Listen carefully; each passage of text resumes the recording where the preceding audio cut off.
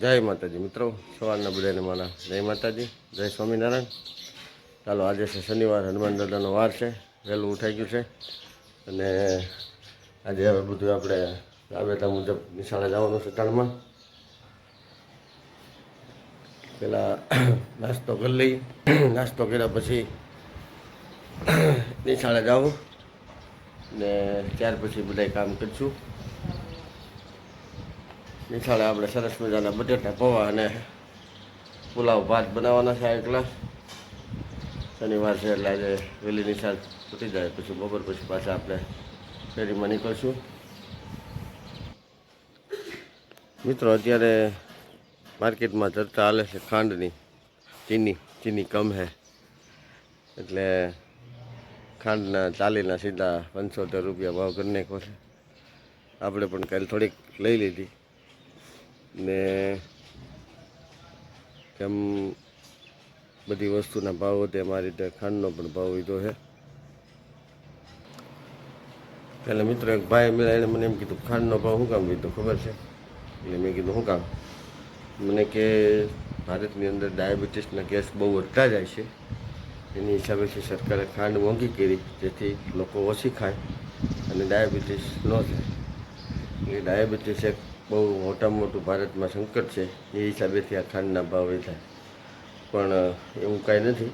આ શેરનું જે કાંઈ ઉપયોગ ઈંધણમાં થવા મળ્યું એના હિસાબેથી વધારો છે. સરકાર કાંઈક નિર્ણય લે, કારણ કે ખાંડ તો નાનામાં નાના માણસને જોતી હોય. અને આજે હું તમને કહું, 400 રૂપિયાનું રોજ જે કરતા હોય એને 100 રૂપિયાની કિલો ખાંડ પોહાય નહીં બિચારાને, પણ તોય બધાને લેવી પડે ને. આમાં મધ્યમ વર્ગના જે લોકો છે એ જ પીસાય, બીજા કોઈને તો કાંઈ તકલીફ ન આવે, કારણ કે 30 દીનો મહિનો હોય એને કાંઈ વાંધો ન હોય. પહેલી થાય ને મેં તરત મેસેજ આવે, ટ્રેન આવી ગયા પૈસા એમ. એને કદાચ ખાંડ ગમે એટલી મોંઘી થાય તો કાંઈ તકલીફ ન પડે, પણ મધ્યમ વર્ગના જે લોકો છે એને બહુ તકલીફ પડે. કારણ કે બીજી બધી ચીજ વસ્તુમાં ખૂબ ભાવનો વધારો છે પહેલેથી. માનો કે તેલ, મરચું, ચા ને જે જીવન જરૂરિયાત વસ્તુ છે એ જ મોંઘી છે. ને મોંઘવારી તો ભાઈ બધાને નડે, નાનો માણસ હોય કે મોટો માણસ હોય, પણ જે મધ્યમ વર્ગના લોકો હોય એને થોડીક વધારે તકલીફ આપે, કારણ કે એને કોઈ આવકની મર્યાદા ન હોય. ક્યારેક કામ હોય, ક્યારેક ન હાલે, પણ ઘરની અંદર આપણે સવારે ઉઠીને સાંજે હોઈએ ત્યાં લગી જે બધી વસ્તુ જોઈ એમાં તો હાલવાનું જ નથી. તો મારા બ્લોગ દ્વારા હું સરકારને કહેવા માગું છું કે ભાઈ થોડોક ભાવ નિયંત્રણ કરો, જેથી બધાને આ બજેટમાં કામ કરી શકે, બધા એ વસ્તુ લઈ શકે ને સારી વસ્તુ ખાઈ પી શકે. આપણે સારી વસ્તુ ખાવાનો બધાને આગ્રહ કરી, પણ સારી વસ્તુ મોંઘી. આપણે મોંઘી છે એટલે સસ્તી વસ્તુ, નબળી વસ્તુ બધાય લેવી પડે છે. પણ સારી જ વસ્તુ સારા ભાવમાં આવતી હોય, બરાબર, ઓછા ભાવમાં સારી વસ્તુ આવતી હોય તો નબળી વસ્તુ કોઈ લેવા માગતા નથી, ખાવા માગતા નથી. તો મિત્રો, હવે આપણે નિશાળે જાવ, વ્લોગમાં બને રહેજો.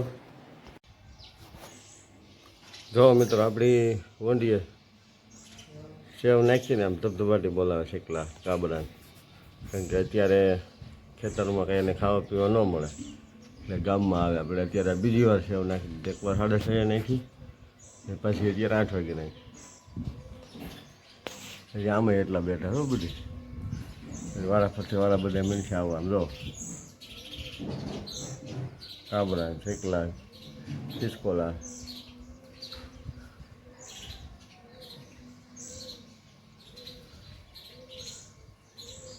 ખાવાનું ને પાણી બે ભેગું.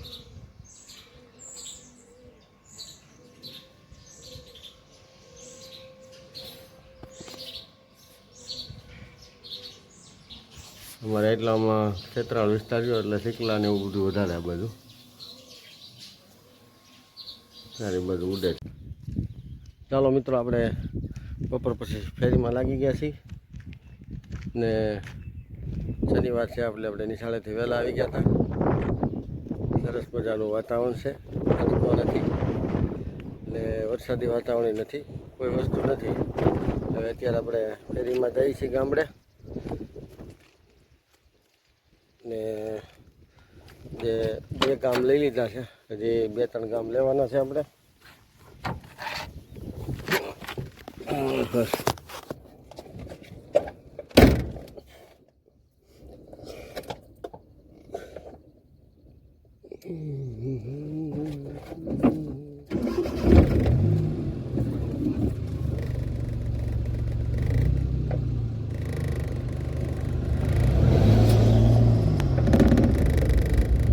તો ચાલો મિત્રો, ધીમી ગતિ સલામતી ફેરીમાં નીકળી જાય.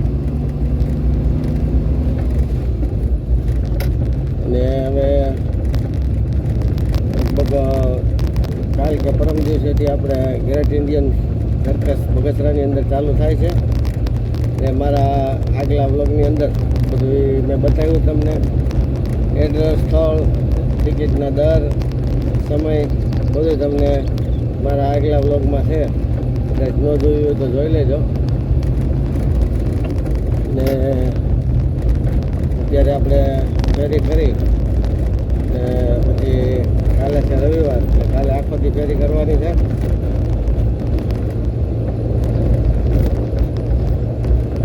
પરમ દિવસે પાછો શ્રાવણ મહિનાનો બીજો સોમવાર છે, એટલે ગયા સોમવારે આપણે છોકરાને ફરાળ કરાવ્યું હતું બપોરે. હવે આ વખતે આપણે કંઈક પાછું વિચારી છીએ નવીનમાં હું ફરાળ કરાવું.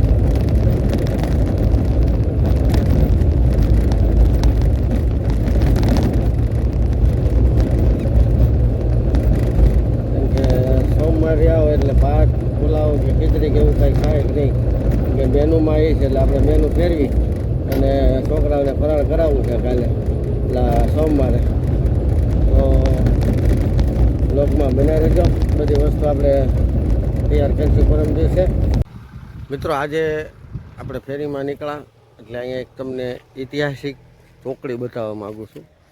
જે આપણે પહેલાં કાચો રોડ હતો, હવે બંને સાઈડ સરસ મજાનો પાકો રોડ થઈ ગયો છે. તો આ તમને એક સરસ મજાની ચોકડી બતાવવા માગું છું. અહીંયા આપણે ભાદેર, કાગદડી અને લુંગિયા અને ઝાંઝરિયા, આ બધાની વચ્ચે એક ચોકડી છે, બતાવું તમને. તો મિત્રો, હું જે વાત કરતો હતો ને તમને, અમારી આ બગસરા તાલુકાની ઐતિહાસિક ચોકડી એ તમને બતાવું છું. આ જોઈ શકો છો, હું અત્યારે ભાદેર તરફથી આવું છું અને આ બાજુ આપણે સાઈડમાં વાહન ઊભું રાખી દીધું. હવે આ જે રોડ ગયો એ આપણે કાગદડી, અહીંથી કાગદડી જવાય લગભગ 1.5 કિલોમીટર થાય. અને ત્યાર પછી આ જે રોડ ગયો એ લુંગિયા તરફ જાય, બરાબર. અને આ જે રોડ આવ્યો આપણે જે અત્યારે આપણે ત્યાંથી આવી છીએ એ ભાદેર તરફથી આ સરસ મજાનો પાકો રોડ બનાવી દીધો. આ 3 સાઈડ બતાવી અને આ સાઈડ છે આપણે ઝાંઝરિયા તરફ, એટલે કે બગસરા તરફ જવાય. અને આ આપણી ઐતિહાસિક ચોકડી મેં તમને કીધું એ બગસરા તાલુકાની. એટલે આ ચોકડીનો એક મહત્ત્વ એ છે કે આનો ઉપયોગ લોકડાઉનની અંદર બહુ સરસ થયો હતો. આ રોડ ઉપર બધાને હાલવાની ખૂબ મજા આવી હતી. એટલે મેં આ તમને બતાવી ઐતિહાસિક ચોકડી બગસરા તાલુકાની, બરાબર. ચોકડીનો ગાળો કેવો ફર્સ્ટ ક્લાસ બનાવ્યો છે. આ બે સાઈડ પાકા રોડ છે, આ બાજુ થોડોક કાચો રોડ છે, આ બાજુ થોડોક કાચો રોડ છે. પણ આ જે રોડ ગયો ને તો સરસ મજાનો ફર્સ્ટ ક્લાસ, પેવર. હવે મિત્રો, આ હું તમને બતાવું છું જે આપણે ભાદેર તરફથી આવ્યા અને આપણી ઐતિહાસિક ચોકડી તરફથી નીકળી અને હવે આ રોડ ઉપર ચડી ગયા આપણે. અને આ રોડ છે ઝાંઝરિયા જાય પછી બગસરા આવે. આ રોડ સરસ છે, આમ જો બે સાઈડ ફર્સ્ટ ક્લાસ. આ રોડ હતો નહીં, બનાવવામાં આવ્યો, કારણ કે લોકડાઉનમાં આ રોડનો બધાએ ખૂબ સરસ મજાનો ઉપયોગ કર્યો. પછી સરકારને એમ થયું કે ના, હવે આ રોડ બનાવવો જોઈએ, કારણ કે આ સંકટ સમયમાં આ રોડ સારામાં સારો કામ લાગે. થોડોક રોડ ટૂંકો પણ આમ સારો, પેવર તમે હાકી શકો. અને આપણે જે ચોકડી બતાવી ને એ ચોકડી લુંગિયા, ભાદેર, કાગદડી અને ઝાંઝરિયાની વચ્ચેની જે ચોકડી હતી એ બતાવી તમને. આ અમારા બગસરા તાલુકાની ઐતિહાસિક ચોકડી બરાબર. હવે આપણે જઈએ છીએ ઝાંઝરિયા તરફ.